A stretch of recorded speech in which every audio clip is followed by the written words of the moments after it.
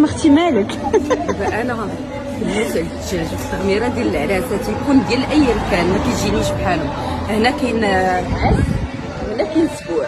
جيت نصور هنايا انايا ياك الصباح جيت عند هادو قلت لهم اش كاين مشيت دابا انا غنمشي عندهم نشوف واش فيا الجوع، ما بغيتش نتغدى هنايا، غتمشي معايا خير.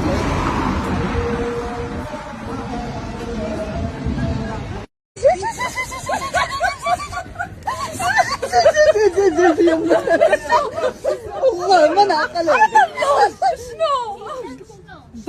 انا عرضوني صحاب السبوع معروف انا الدجاج بالتغميره. وانا شنو؟ انت معايا. دابا انا في التصوير، هاد البلاصه فيها السبوع وهاد البلاصه فيها العرس وحنا كنصوروا هنايا. نتوما كتعرفوني مع الدجاج بالتغميره كنموت عليه. المهم نقدر ندخل ونقصح وجهي. دخلت عند هادو من الاولين لقيتهم باقي ما جابوش اللحم والتغميره. المهم سلت وانا مشيت صحاب السبوع خديت الدجاج بالتغميره. هادو قالوا لي كاين العصير والحلوه الفنانه ديالنا وداكشي، قلت لهم لا مشى هي المالح. صافي مشيت هربت عند هادو خديت الدجاج بالتغميره كليتو. دابا تخبيت وكليتو باللوز وما نعاودش ليكم. دابا فاش كليتو وتجيني على المالح راه هي السربايه قانيه عليها.